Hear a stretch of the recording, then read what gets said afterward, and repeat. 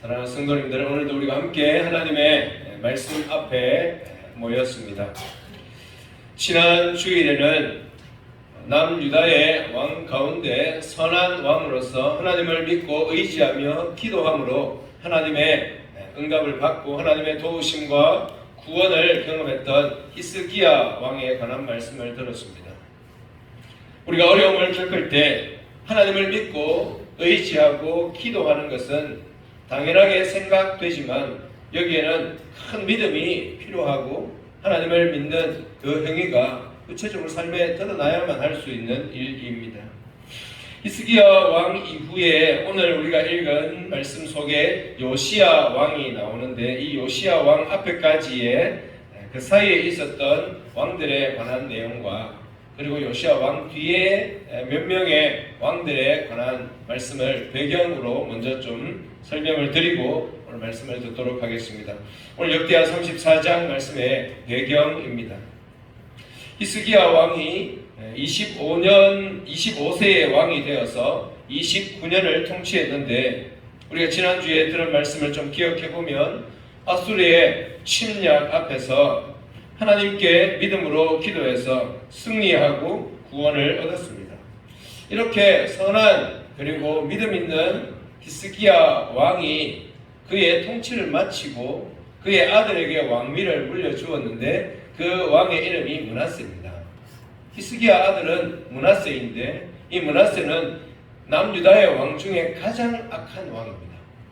그러니까 아버지가 그렇게 선한 통치, 믿음의 통치를 했음에도 불구하고 그의 아들이 매우 악한 왕으로서 하나님과 백성들 앞에서 통치를 했습니다.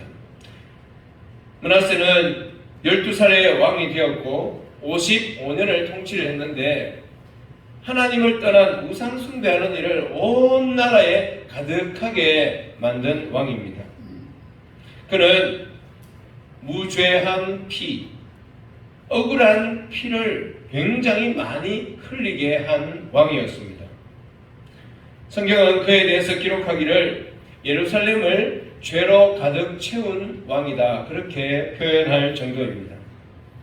이 므낫세가 이렇게 55년 악한 통치를 하고 난 다음 그의 아들 아몬이 왕이 되는데 이 왕도 2년을 통치하지만 아버지를 따라서 악한 통치, 불신앙의 통치를 했습니다.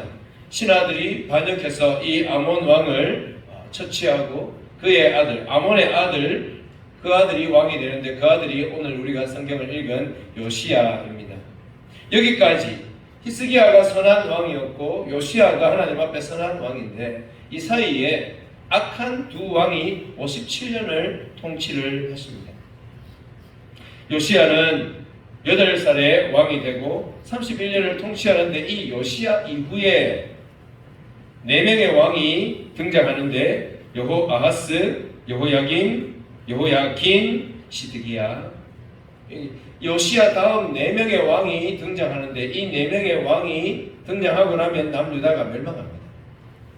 그러면 남유다가 멸망하기 전 5번째 왕이 요시야인데 요시야는 31년을 통치하지만 요시야가 죽고 난 다음에는 4명의 왕이 통치하지만 22년밖에 안 걸립니다.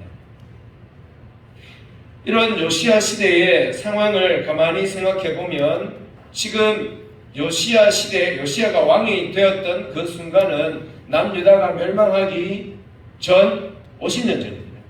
이제 한 50년만 지나면 이 나라가 멸망할 지경입니다. 므낫세와 아몬의 우상 숭배와 악한 통치 때문에 하나님께서 심판을 예고하셨고 그들도 수없이 이 말을 들었지만 회개하지 않았습니다. 만약에 요시야의 31년 통치가 없었다면 22년 만에 이 나라는 멸망을 당했을 것입니다. 오늘 요시야를 통해서 우리에게 무엇을 말씀하시는지 한번 들어보도록 하겠습니다. 첫 번째 주제입니다. 오늘 우리가 요시야에 관한 말씀을 열었는데 하나님은 이 요시야를 통해서 우리에게 오늘 무슨 말씀을 하실까? 거기에 여러분들이 좀 집중하시고 큰 주제는 2가지이고 작은 주제가 5가지 그 안에 들어 있습니다.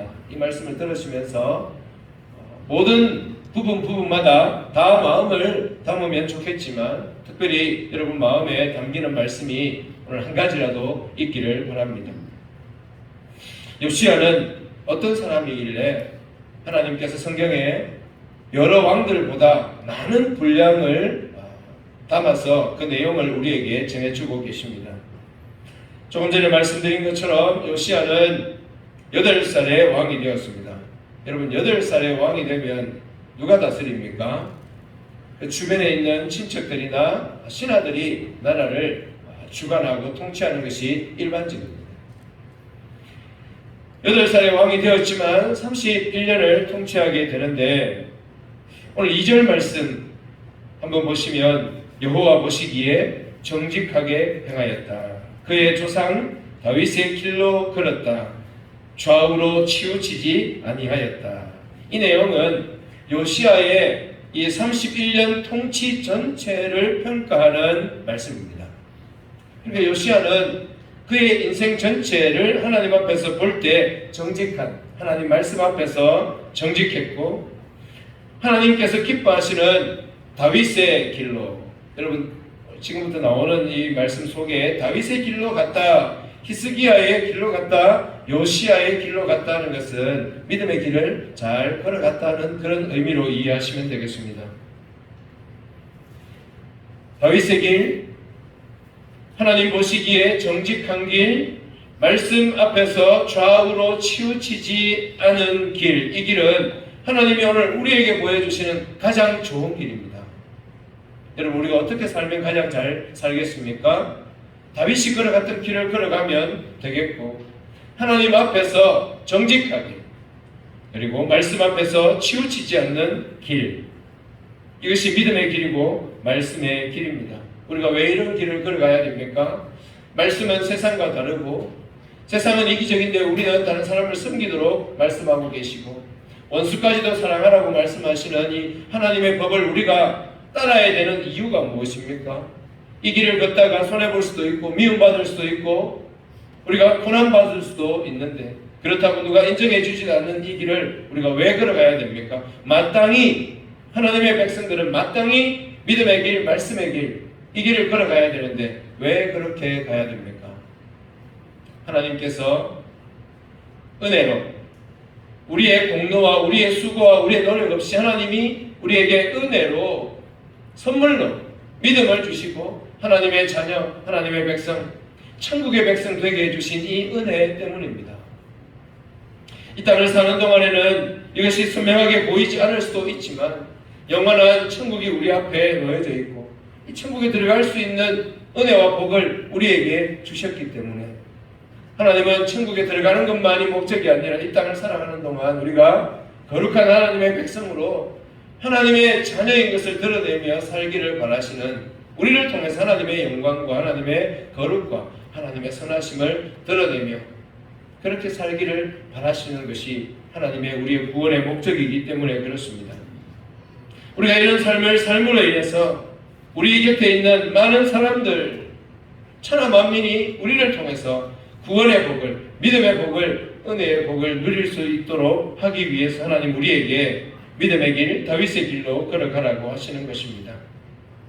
우리 모두가 하나님 은혜로 구원받았다면 다윗의 길, 요시야의 길, 말씀의 길을 걸어가는 것을 마땅히 여기고 이 길을 즐거워하며 걸어가야 할 것입니다. 요시야는 어떤 사람인가 했을 때 다윗의 길을 따라 말씀의 길을 따르는 왕이었다 했습니다. 한 가지만 더 보면 3절 말씀 잠시 보시겠습니까? 3절에 아직도 어렸을 때, 누가요? 요시야가 아직도 어렸을 때 왕 위에 있은 지 8년, 몇 살일까요? 네, 16살입니다. 8살에 왕이 되고 8년이 지났습니다. 16살이 되면 나라를 마음껏 통치할 수 있는 나이가 되었을까요? 아직도 어리다. 성경이 아직도 어렸을 때라고 표현하고 있는 것은 아직 나라를 스스로 통치하고 있는 상황은 아니라는 것을 우리가 짐작할 수 있습니다. 그런데 이 3절이 강조되고 있는 이유는 아직도 어리지만 다윗의 하나님을 비로소 찾았다 하는 이것을 강조하기 위해서 그렇습니다. 아직 어린데 그의 마음이 아버지와 할아버지가 만들어 놓은 이 엉망진창인 남유다 우상 숭배 문화가 가득해져 있고 하나님 섬기는 신앙이 완전히 흥크러지고 무너진 이 나라 가운데서 하나님을 제대로 섬기기 시작한 때가 바로 아직은 어리지만 왕의 통치를 제대로 할 수 있는 때는 아니었지만 요시야는 아직도 어리지만 하나님을 찾는 일에 마음을 쏟기 시작했다 하는 것입니다. 아직도 어렸을 때 여기에는 놀람과 감탄의 의미가 들어있습니다. 아직도 어린데 우리 고신교단에서 발행되는 신문이 있습니다. 기독교보에 보면 가끔씩 연재를 해서 주일 설교 말씀을 들은 것을 어린 아이들이 그림도 그리고 그 말씀을 요약한 것을 그대로 사진을 찍어가지고 기독교보에 제보한 것을 연재한 그런 때가 있었는데 거기에 보면 초등학생 3학년, 4학년, 5학년, 6학년 이런 어린 학생들이 그날 들은 말씀을 자기 노트에 메모해 놓고 자기가 생각하는 대로 그림을 그려가지고 거기에다가 이렇게 올리는 것을 볼 때가 있습니다. 어떤 때는 그것을 보면 와 어른 못지않네 그런 마음이 들 때가 있습니다.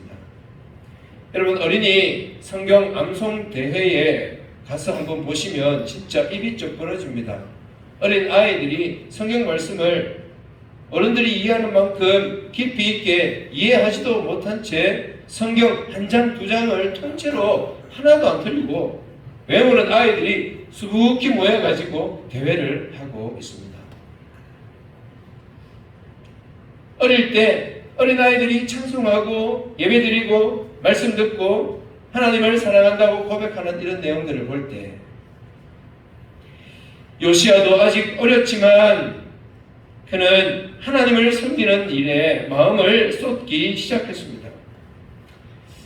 그의 아버지 아몬 그리고 그의 할아버지 므낫세 여러분 57년은 이 요시야가 이제 8살밖에 되지 않았기 때문에 그 앞에 히스기야 시대의 역사를 볼 수가 없었고 만약에 본다 하더라도 8살 아이가 무엇을 얼마나 느끼고 보았겠습니까? 이 57년, 약 60년이나 되는 이 긴 기간 동안 온 나라가 하나님을 떠난 상황에서 우상숭배 문화가 주위에 가득한 상황 속에서 아직도 어린 요시야가 하나님을 찾기 시작했다.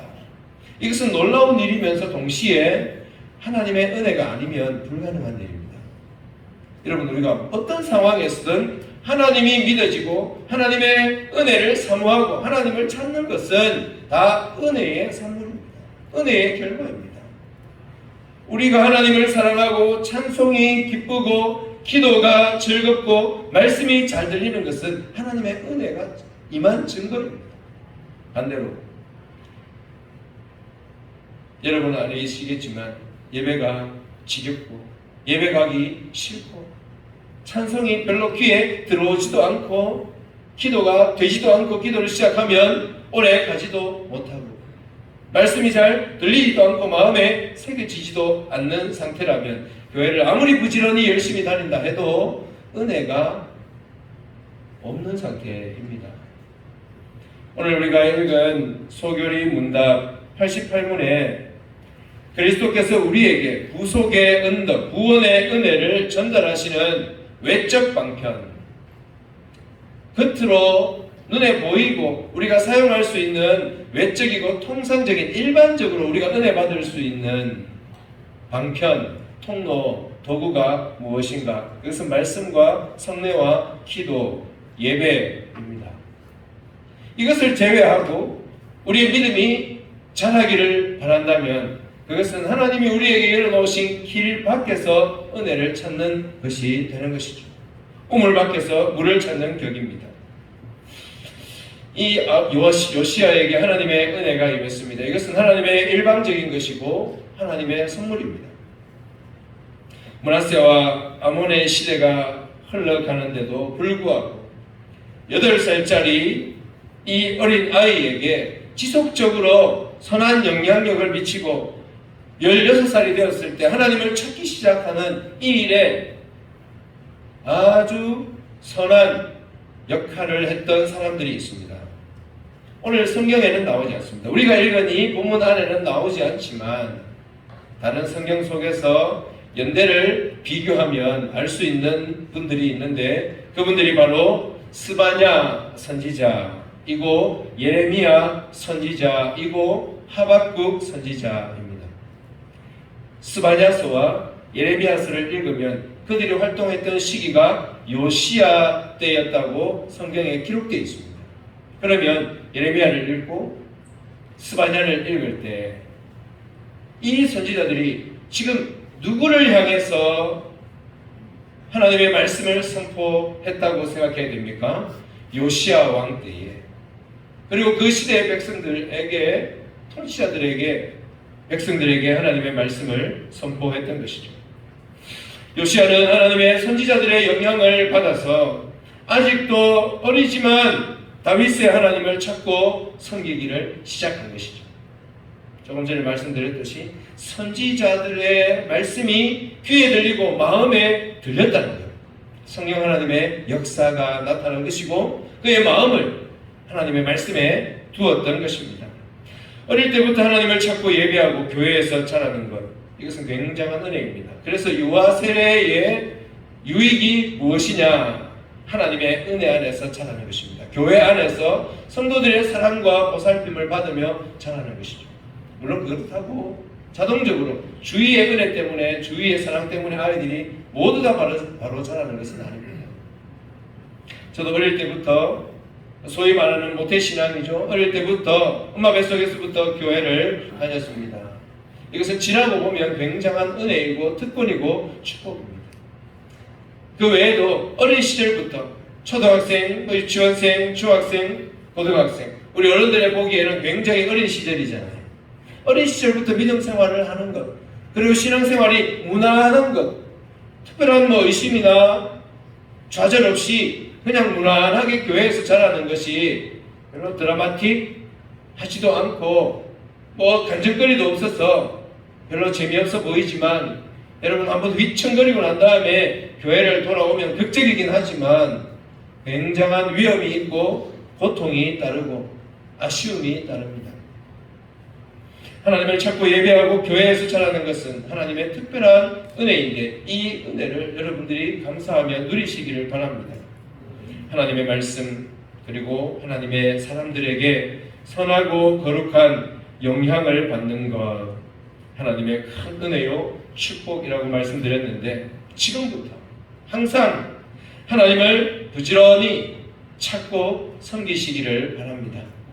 요시야는 아직도 어렵지만 하나님을 찾았는데 우리의 신앙의 연수가 아직 어리다 하더라도 우리의 신앙의 연수가 오래되었다 하더라도 지금부터 지금 이 순간부터 주님 나라 이를 때까지 하나님을 더 간절히 찾고 하나님을 더 신뢰하며 주님과 동행하시기를 바랍니다. 이제 두 번째, 제가 첫 번째 주제로는 이 요시야는 어떤 사람인가? 다윗의 길을 따르는 하나님의 백성이었다. 어릴 때부터 하나님을 찾았다 말씀드렸습니다. 두 번째는 이 요시야가 이제 타락한 나라를 개혁하기 시작합니다. 지금까지는 자신을 개혁하고 자신이 고쳐진 거죠. 자기 자신이 하나님 앞에 바로 세워졌습니다. 그리고 난 다음 요시야는 그가 왕의 직무를 가지고 있기 때문에 나라를 개혁하는 것이죠. 여러분은 어디에 계십니까? 여러분이 가정에 계시면 여러분의 가정을 바르게 더 거룩하게 개혁해 나가실 수 있고 여러분이 직장에 소속되어 있다면 그 직장을 하나님의 나라로 고쳐가고 개혁해 가야 할 사명을 지고 있는 것입니다. 우리가 속해 있는 우리 교회도 하나님이 기뻐하시는 교회가 되도록 개혁해 나가는 일에 우리 모두가 함께 수고하고 애를 써야 할 것입니다. 요시아가 어떻게 했는지 간단하게 살펴보겠습니다. 3절입니다. 3절 후반에 이번에는 제12년에 조금 전에는 8년에 했는데 이번에는 왕이 된 지 12년이 되었습니다. 몇 살입니까? 20살이 되었습니다. 이스라엘에서는 20살이 되면 성인으로서 그가 아마 이때쯤에는 통치를 본격적으로 할 수 있는 나이가 되었다 그렇게 생각합니다. 유다와 예루살렘을 비로소 정결하게 하여, 유다는 남유다 나라 전체를 말하고 예루살렘은 이 남유다의 수도인 예루살렘입니다. 유다와 예루살렘을 비로소 정결하게 하여 산당들, 이 산당은 우상 숭배하는 집들입니다. 아세라 목상들, 아세라는 우상의 이름입니다. 아로 새긴 우상들, 수많은 다른 우상들을 말합니다. 부어 만든 우상들을 제12년에 제거하여 버렸다. 요시아가 이제 20살이 되었을 때에는 그의 통치를 본격적으로 시작할 때 주위에 퍼진 우상들을 제거하기 시작했습니다. 그의 영향력을 하나님의 나라를 거룩하게 만드는 데 사용하기 시작했습니다. 요시아는 하나님을 찾기 시작하면서 온 나라에 퍼진 우상 숭배 문화를 눈으로 보고 이것이 얼마나 하나님 앞에 죄가 되는 것인 줄 알았고, 그가 통치를 본격적으로 시작할 때 우상들을 제거하기 시작합니다. 성경은 하나님을 섬기면서도 우상들을 섬겼다 그렇게 말하고 있습니다.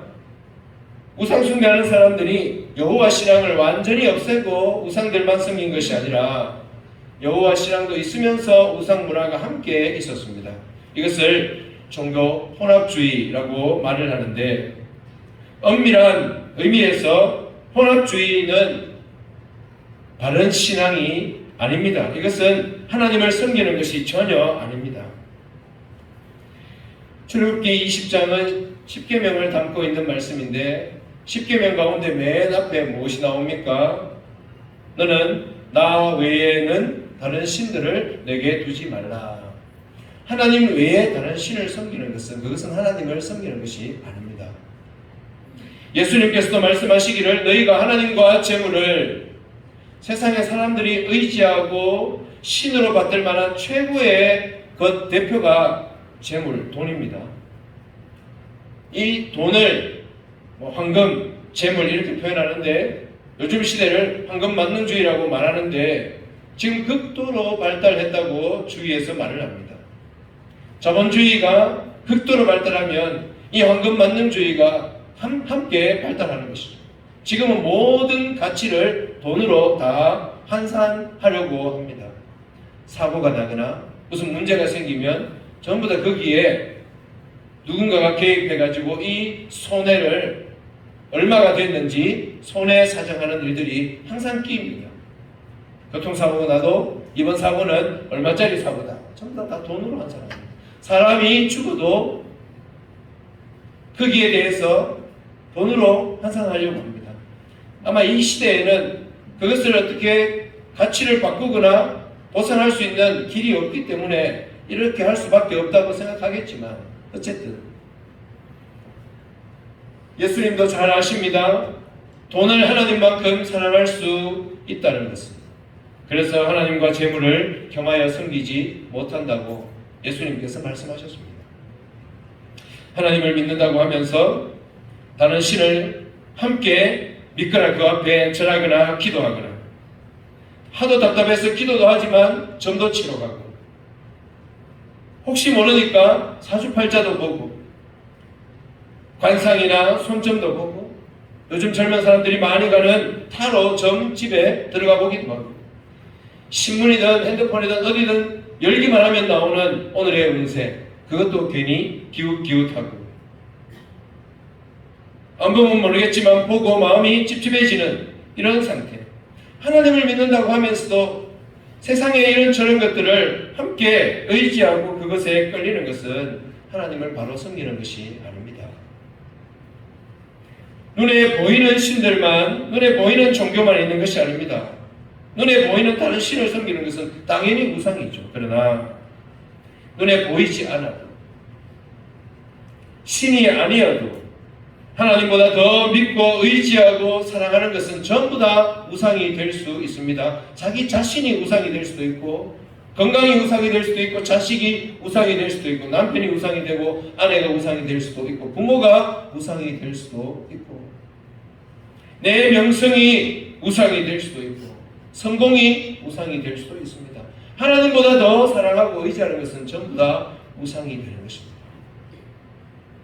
하나님이 제1순위에 올라서지 않으면 다른 것들은 전부 다 우상이 됩니다. 필요 없다는 것이 아니라 하나님의 통치 아래 굴복시켜야 될 것이죠. 돈도 하나님이 기뻐하시는 방식으로 사용해야 되고, 우리의 성공도 하나님이 기뻐하시는 방향으로 성공해야 되는 것이고, 직장도 가정도 다 그렇게 돼야 되는 것이죠. 하나님이 기뻐하시는 방향으로 줄을 세워야 합니다. 다윗의 길을 따르고 하나님을 찾는 하나님의 백성은 가장 먼저 우리에게 있는 우상들을 제거해야 됩니다. 요시야는 나라를 개혁할 때 우상을 가장 먼저 제거했습니다. 두 번째는 성전을 수리합니다. 8절 말씀 보시면 요시야가 왕이 된 지 이제 18제가 되었습니다. 몇 살입니까? 26살이 됐습니다. 이제 성전 주위에 있는 우상들을 다 처리하고 난 다음에 성전을 수리하게 했습니다. 여러분, 성전을 수리했다는 것은 성전이 그동안 방치되고 있었다는 것을 우리가 알아야 됩니다. 언제 성전이 방치됐습니까? 므낫세 55년, 아몬 2년, 그 기간 동안 성전이 방치가 되었고, 요시야가 종교개혁을 시작하기 전까지 그 문화가 계속 흘러왔습니다. 60년이 넘도록 하나님의 성전이 방치되었습니다. 성전을 관리해도, 우리 교회 건물을 관리해도 세월이 이제 30년쯤 되면 여기저기 손볼 때가 많습니다. 그런데 방치하면 건물은 더 빨리 상하게 됩니다. 성전을 수리하다가 하나님의 율법책, 모세가 전해준 율법책을 발견했습니다.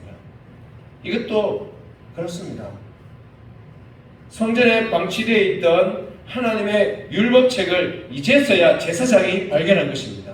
그만큼 하나님의 말씀이 뒷전에 가 있었던 것이죠.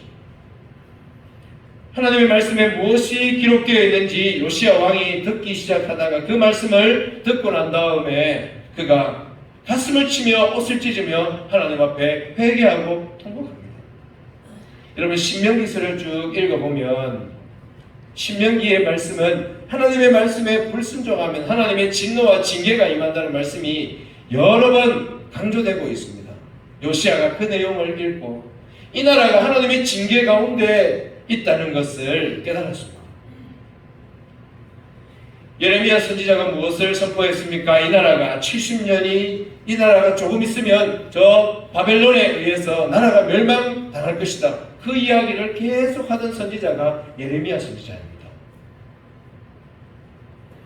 예레미야가 그 얘기를 왜 했습니까? 남유다가 하나님을 떠나고 우상숭배했기 때문에 이 나라가 이제 하나님의 징계 때문에 멸망할 것이다. 그 얘기를 계속 했던 것입니다. 요시야는 그 예레미야의 말을 들었는데 그것이 하나님의 말씀에 그대로 기록되어 있다는 것을 알고 그 조상들이 얼마나 잘못하고 있었는지 그의 마음을 찢으며 옷을 찢으며 하나님 앞에 회개했습니다. 요시야가 성전을 수리한 것은 오랜 세월 동안 허물어졌던 하나님 중심 신앙과 예배를 회복하기 위함이었습니다. 요시야는 성전을 수리했습니다. 우리는 무엇을 수리해야 되겠습니까? 우리는 수리할 것 없습니까? 교회의 5가지 사명을 따라서 예배, 여러분은 하나님 앞에 드리는 예배가 하나님이 진짜 기뻐하시는 예배를 나는 매주일마다 매순간마다 잠시도 들리지 않고 주님 앞에 온전히 드리고 있다. 여러분 동의하십니까?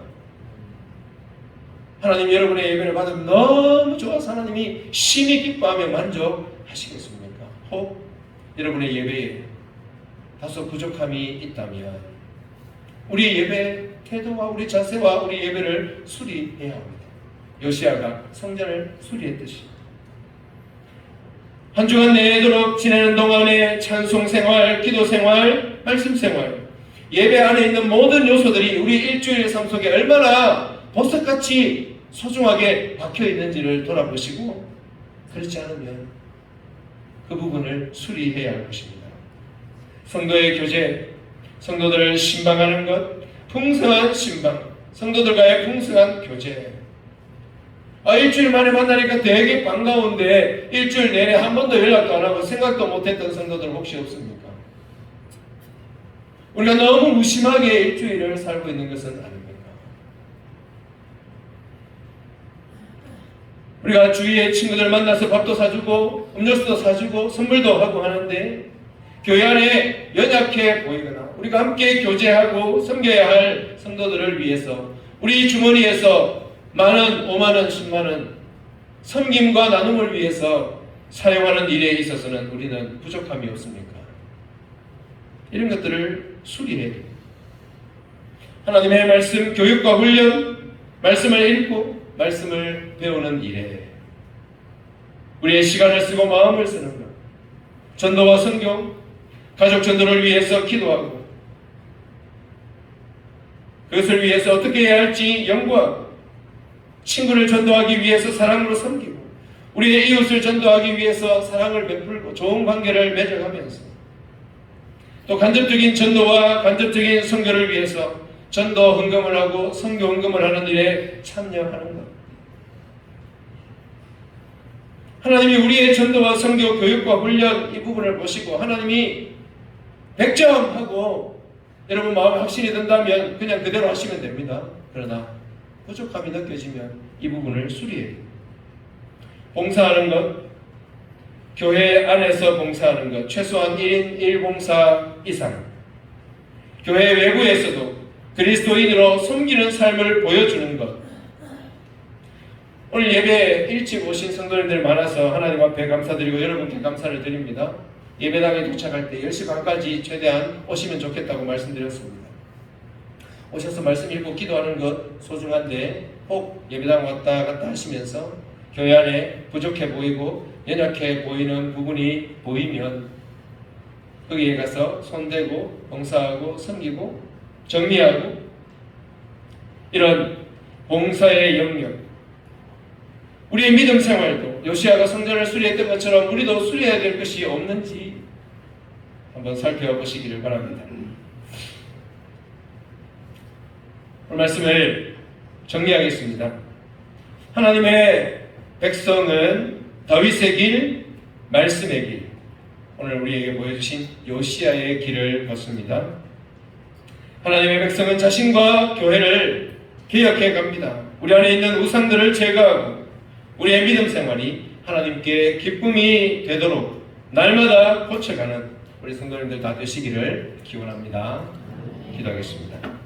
하나님 아버지, 오늘 우리 안에 찾아오셔서 우리의 예배를 받으시고 우리에게 말씀하시고 우리를 거룩한 길로, 은혜의 길로 인도해 주셔서 감사합니다. 우리는 죄인이었고 우리는 무능했으나 하나님 우리를 찾아오셨고 사랑하셨고 은혜 주셔서 예수님을 구주로 믿고 하나님을 아버지라 부르며 성령 안에서 살게 하시니 감사합니다. 이 영원하고 복된 은혜를 누리며 이 땅을 사는 동안 거룩한 주의 백성으로 하나님만 사랑하며 주님을 위하여 아름다운 생애를 살기로 다짐하고 또 결심하여 주님을 기쁘시게 하고 주님의 나라, 주님의 교회를 잘 섬기며 세상에서 그리스도인의 아름다움을 보여주는 주께서 우리에게 맡기신 사명 잘 감당하는 주의 백성으로 살게 하여 주시옵소서. 예수님의 이름으로 기도드립니다. 아멘.